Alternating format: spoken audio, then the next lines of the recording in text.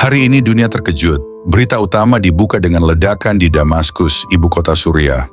Serangan udara presisi oleh Israel menghancurkan pusat militer, kantor pertahanan, dan jaringan intelijen rezim baru. Media dunia menyebutnya provokasi, eskalasi, bahkan agresi. Tapi pertanyaannya lebih dalam dari itu. Apakah ini hanya konflik militer biasa? Israel mengguncang Suriah bukan karena ambisi ekspansi. Mereka bertindak karena ada 3 alasan yang tidak bisa ditunda lagi. 1. Karena senjata kematian tidak bisa dibiarkan melintas. Israel tidak menyerang karena ingin perang. Mereka menyerang karena ada konvoi senjata maut dari Iran yang diam-diam dikirim melalui Damaskus menuju Lebanon untuk memperkuat Hizbullah, musuh bebuyutan Israel. Rudal jarak menengah, drone bunuh diri buatan Iran, perangkat pengacak radar, dan bahkan komponen nuklir non-aktif. Apakah Israel harus diam? Apakah mereka harus menunggu ledakan itu terjadi di Tel Aviv atau Haifa dulu, baru bertindak? Tuhan bukan Tuhan yang menunggu kehancuran umatnya terjadi baru turun tangan. Tuhan adalah Allah yang memberi hikmat kepada pemimpinnya untuk mencegah bencana sebelum terjadi. Firman Tuhan berkata, orang bijak melihat malapetaka, lalu bersembunyi. Orang bebal berjalan terus, lalu menanggung akibatnya. Amsal pasal 22 ayat 3. Israel memilih menjadi bangsa bijak, bukan hanya bagi dirinya sendiri, tapi untuk menghentikan aliran kematian ke seluruh Timur Tengah. 2. Karena saudara tidak boleh dibiar dibantai. Israel bukan polisi dunia. Tapi ada satu kelompok yang tidak pernah mereka tinggalkan. Druze, komunitas minoritas yang tersebar di Suriah, Lebanon, dan Israel. Banyak dari mereka bahkan menjadi tentara Israel. Ketika desa-desa Druze di Suriah diserang milisi Sunni radikal, ketika perempuan mereka diperkosa, ketika ratusan dibantai, dunia menutup mata. Tapi Israel tidak.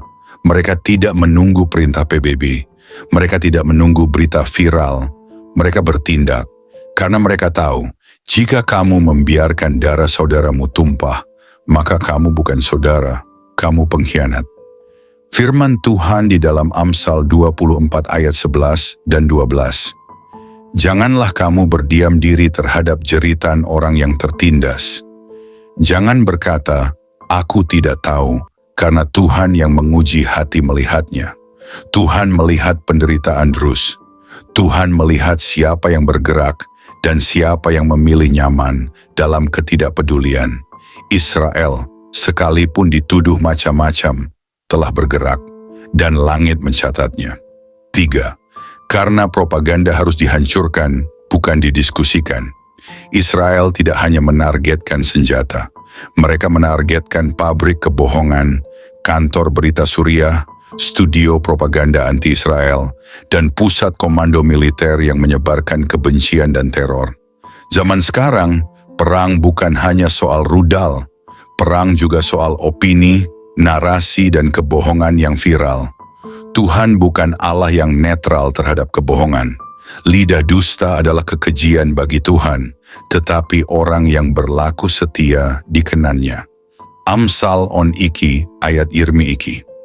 Ketika stasiun televisi digunakan untuk membangkitkan kebencian sektarian, membenarkan pembantaian, dan menyebar fitnah atas Israel, maka membiarkannya berdiri bukanlah belas kasih, itu pengkhianatan terhadap kebenaran. Israel tidak hanya mengebom bangunan, mereka menghantam altar kebohongan. Apa pesannya bagi kita? Israel diguncang dari segala sisi, dari utara oleh Hizbullah, dari selatan oleh Hamas, dari barat oleh opini global. Tapi mereka tetap berdiri, mereka tetap bertahan, mereka tetap memilih untuk tidak diam. Dan kita sebagai umat Kristen yang menerima firman Tuhan dari tanah perjanjian yang sama, harus bertanya pada diri sendiri, apakah saya akan berdiri bersama kebenaran meski tidak populer? Apakah saya akan membela kehidupan meski dituduh sebagai provokator? Apakah saya akan diam ketika darah tak bersalah tumpah? Israel mengguncang jantung Suriah, tapi mungkin Tuhan sedang mengguncang hati kita, agar kita tidak hidup pasif, tidak hidup netral, tidak hidup nyaman dalam ketidaktahuan. Tuhan tidak pernah netral terhadap kejahatan, dan umatnya tidak dipanggil untuk menjadi penonton. Kita dipanggil untuk berdiri, bersaksi, dan jika perlu berperang untuk kebenaran. Shalom saudara-saudari, terkasih dalam Kristus. Selamat kita berjumpa kembali dalam renungan sore ini. Saya percaya saudara semua telah melewati hari ini dalam penyertaan dan anugerah Tuhan yang besar. Mungkin ada di antara kita yang hari ini penuh sukacita, ada pula yang bergumul dengan kelelahan, tekanan, atau bahkan kesedihan. Tetapi sore ini, mari kita duduk diam sejenak di hadapan Tuhan, membuka hati dan pikiran, sebab firman Tuhan bukan hanya penghibur, tapi pedang yang membelah kegelapan, membongkar kepalsuan, dan menegakkan yang benar. Dalam setiap renungan ini, biarlah api hadiratnya membakar segala kelam, membangunkan hati yang tertidur, dan mengarahkan hidup kita kembali ke jalan yang dikehendakinya. Mari kita berdoa.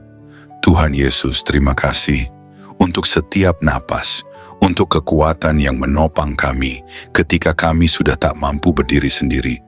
Terima kasih karena ketika dunia tidak mengerti kami, Engkau tetap memeluk kami dengan kasih yang tidak bersyarat. Sore ini, kami datang dengan luka yang tak terlihat, dengan air mata yang tak sempat jatuh, dan dengan pertanyaan-pertanyaan yang belum terjawab. Tapi kami tahu, satu-satunya tempat yang aman adalah hadapan-Mu. Bicaralah Tuhan, bukan hanya ke telinga kami, tapi ke hati yang paling dalam.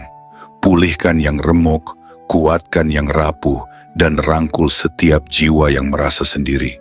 Kami butuh Engkau, kami rindu mendengar suara-Mu. Dalam nama Yesus, kami berserah dan membuka renungan ini. Amin.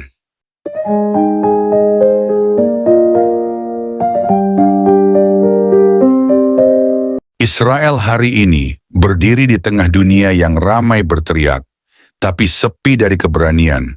Mereka tidak menunggu simpati internasional. Mereka tidak memohon pemakluman. Mereka hanya tahu satu hal, jika kejahatan tidak dihentikan, maka dunia akan hancur bukan oleh kekuatan iblis, tetapi oleh diamnya orang benar. Di saat para pemimpin dunia bersilat lidah, Israel mengerahkan jet-jetnya ke langit Suriah. Di saat kebanyakan negara menyembunyikan prinsip demi politik, Israel memilih bertindak karena nilai. Dan sejarah akan mencatat, bukan siapa yang banyak bicara, tapi siapa yang berani bertindak ketika moralitas dibantai atas nama stabilitas. Serangan ke Damaskus bukan cuma tentang militer. Itu adalah deklarasi langit bahwa kejahatan yang dibiarkan akan menjadi norma. Bahwa dusta yang dibiarkan bersuara akan menjadi kebenaran baru, dan bahwa darah yang tak dibela akan menjadi noda di generasi berikutnya. Israel bukan bangsa yang sempurna. Mereka pun sering salah langkah. Tapi di tengah segala keterbatasan itu, mereka tetap bangsa yang berani berkata, tidak pada arus zaman. Mereka tetap bangsa yang dalam banyak hal memegang tali janji Tuhan, bahkan ketika seluruh dunia memutuskan untuk menjualnya. Pertanyaannya bukan lagi apakah Israel benar atau salah. Pertanyaannya lebih dalam, di sisi mana kita berdiri saat darah orang tak bersalah memercikan tanah. Alkitab tidak pernah membentuk orang Kristen menjadi netralis. Yesus tidak pernah berkata, berbahagialah orang yang tidak berpihak. Tidak.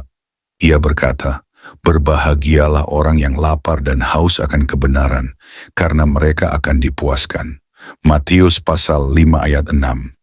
Itu artinya, ada kelaparan moral yang seharusnya hidup dalam diri kita.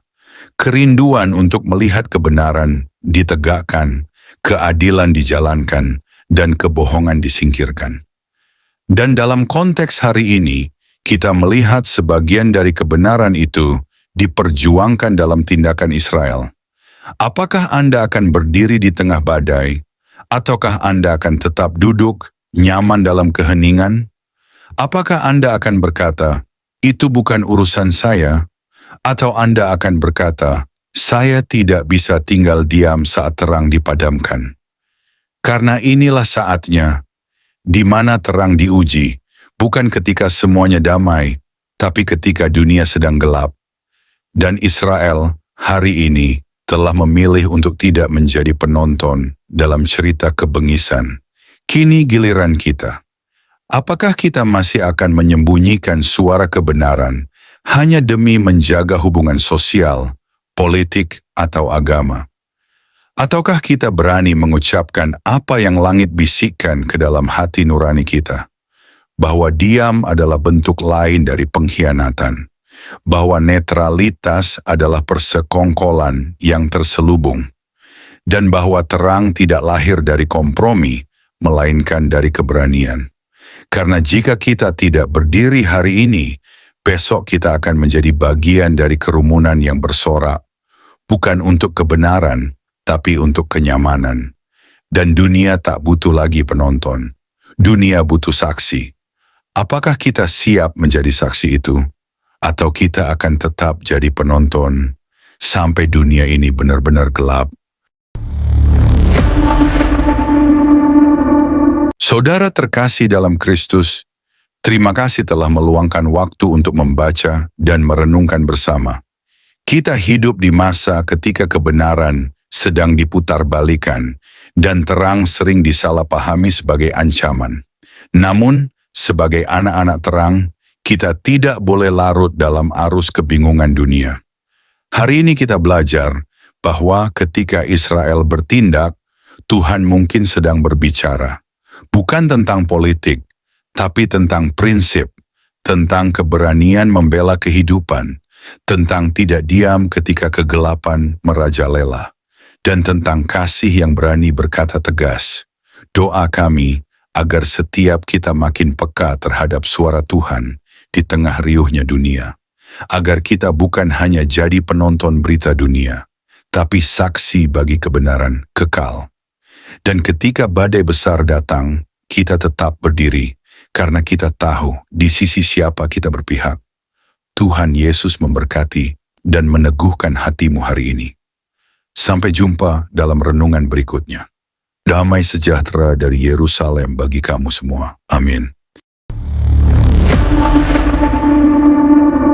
Saudara-saudari terkasih dalam Kristus, terima kasih sudah mendengarkan renungan firman Tuhan sore ini. Bukan suatu kebetulan jika saudara ada di sini saat ini. Tuhan sendiri yang mengatur langkahmu, Tuhan sendiri yang mengetuk pintu hatimu, dan Tuhan sendiri yang menanamkan firman-Nya ke dalam jiwamu sore ini. Biarlah setiap kebenaran yang telah kita dengar tidak berhenti hanya di telinga, tetapi menembus hati, mengalir dalam pikiran, dan diwujudkan dalam perbuatan. Renungan ini bukan hanya perenungan. Ini adalah panggilan. Panggilan untuk bertobat, panggilan untuk kembali, panggilan untuk bangkit, dan berjalan dalam kebenaran yang sejati.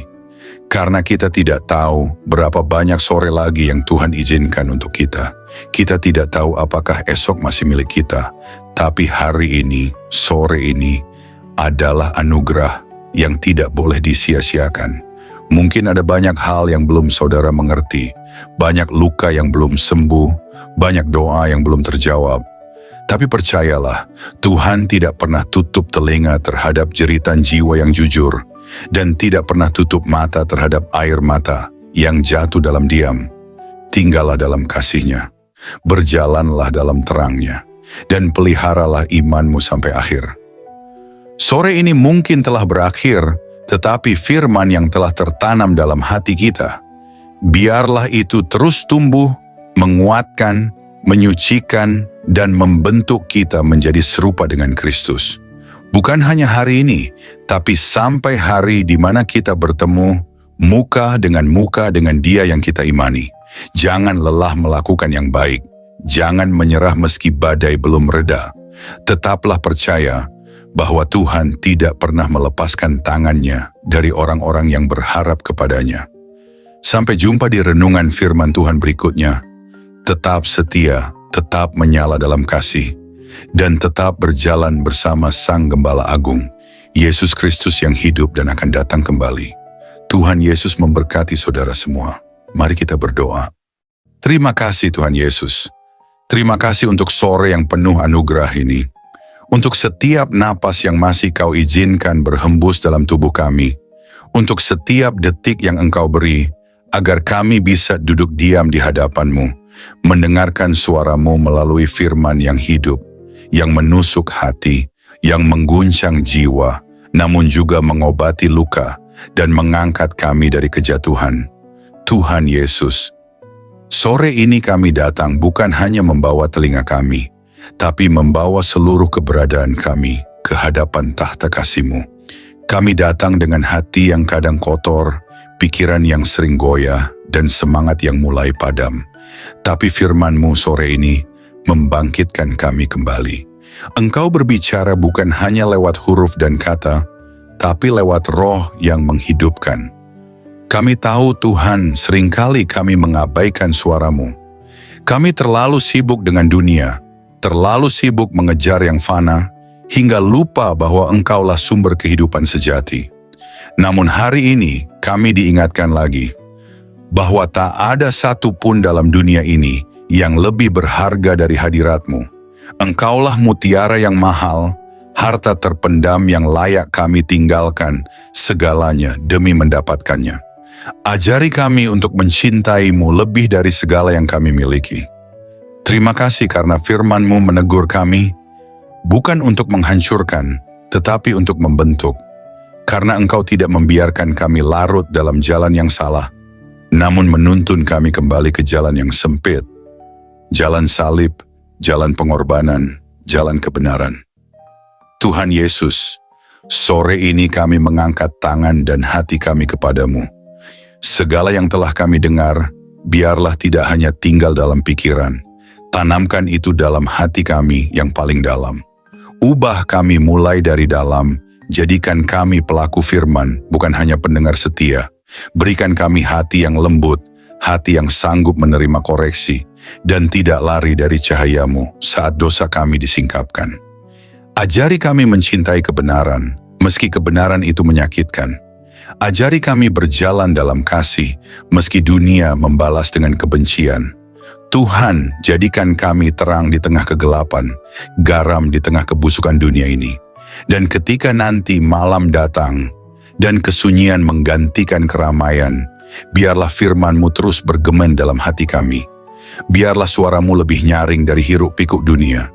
Dan ketika kami tidur malam nanti, biarlah kami tidur dalam pelukan kasih-Mu. Dengan hati yang sudah dipulihkan, jiwa yang sudah disegarkan, dan semangat yang kembali menyala untuk berjalan bersama-Mu besok pagi. Tuhan, kami tahu hari-hari ini tidak mudah. Kami hidup di zaman yang gelap, di zaman di mana kebenaran dikompromikan, iman diperjualbelikan, dan kasih menjadi dingin. Tapi kami mohon, jangan biarkan hati kami menjadi seperti dunia. Teguhkan kami, tanamkan keberanian dalam jiwa kami. Berikan kami api dari surga yang tidak padam, untuk tetap setia sampai akhir. Kami tahu jalan sempit itu tidak mudah, tapi kami tahu Engkau menyertai setiap langkah yang kami ambil. Meskipun air mata kami jatuh, Engkau mengumpulkannya dalam kirbat-Mu. Meskipun kami berjalan dalam lembah kelam, Engkau tetap setia menggandeng tangan kami. Kami tidak sendiri, kami tidak ditinggalkan. Berkati setiap orang yang mendengar renungan sore ini, dimanapun mereka berada, apapun pergumulan mereka, biarlah kasih-Mu menjamah dan menjawab mereka satu persatu. Angkat yang tertunduk, pulihkan yang remuk, dan kuatkan yang nyaris menyerah. Sore ini, kami pulang dari hadapan firman-Mu, bukan sebagai orang yang sama, tapi sebagai orang yang telah disentuh surga. Kami pulang dengan damai. Kami pulang dengan harapan baru. Kami pulang dengan keyakinan bahwa Engkau tetap berdaulat di atas segala hal yang tidak kami mengerti. Dan jika malam ini adalah malam terakhir kami di dunia ini, biarlah kami ditemukan tetap setia, tetap percaya, dan tetap memandang wajah-Mu. Kami rindu saat Engkau datang kembali Tuhan. Kami rindu melihat langit terbelah, malaikat meniup sangkakala, dan Engkau turun dengan kemuliaan. Jadikan kami mempelai yang siap. Jadikan kami gereja yang berjaga-jaga. Jadikan kami umat yang tidak tertidur. Kami tidak ingin Engkau datang tiba-tiba, dan kami masih bermain-main dengan dunia. Bangunkan kami Tuhan, sadarkan kami, segarkan kami, dan kuduskan kami hari demi hari. Terima kasih Tuhan Yesus. Segala pujian hanya bagi-Mu, segala kemuliaan hanya bagi nama-Mu, dan segala hidup kami hanya bagi kehendak-Mu. Dalam nama Tuhan Yesus Kristus, Tuhan yang hidup, Tuhan yang akan datang kembali, kami menutup renungan sore ini dengan penuh syukur dan kerendahan hati. Amin. Mari kita berdoa. Bapa kami. Bapa kami yang di sorga, dikuduskanlah nama-Mu. Datanglah kerajaan-Mu, jadilah kehendak-Mu di bumi seperti di sorga.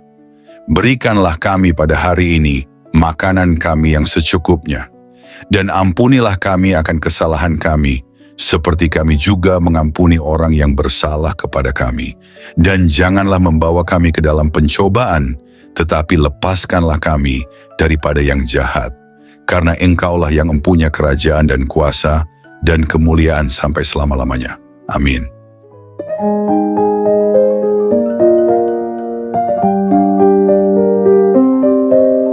Saudara-saudari terkasih dalam Kristus, terima kasih banyak atas kesetiaan saudara-saudari mengikuti renungan firman Tuhan sore ini sampai selesai. Semoga setiap firman yang telah kita dengar, setiap pesan yang telah menyentuh hati, dan setiap doa yang telah kita panjatkan bersama, sungguh-sungguh menjadi kekuatan dan penghiburan bagi hidup saudara di hari-hari yang penuh tantangan ini. Kiranya firman Tuhan hari ini menanamkan keberanian dan keyakinan dalam hati kita semua, bahwa tidak ada keadaan yang luput dari kuasa Allah. Dalam kegelapan dunia yang semakin pekat, marilah kita tetap menjadi terang yang memancarkan kasih, kebenaran, dan pengharapan yang hanya datang dari Tuhan. Jangan pernah menyerah, sebab Tuhan berjalan bersama kita, menuntun langkah kita, dan membukakan jalan saat kita merasa terjebak dan buntu. Ingatlah bahwa di setiap pergumulan ada pertolongan Allah yang siap datang, dan dalam setiap tangisan ada penghiburan yang dari surga. Kami mengajak saudara-saudari untuk terus membagikan berkat ini kepada orang-orang yang membutuhkan. Jangan ragu untuk like, subscribe, komen, dan bagikan renungan ini. Dengan begitu, berkat firman Tuhan dapat menyebar luas, menjangkau lebih banyak jiwa yang haus akan kasih dan kebenarannya. Teruslah teguh dan kuat dalam iman, jadilah saksi hidup yang membawa damai dan sukacita dari Kristus dimanapun saudara berada. Jangan lupa untuk tetap membuka hati dan pikiran dalam setiap renungan berikutnya, karena Tuhan masih punya banyak firman yang luar biasa untuk diberikan kepada kita.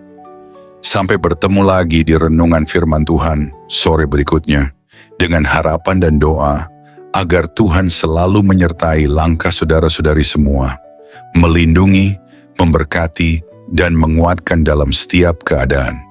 Tuhan memberkati. Amin.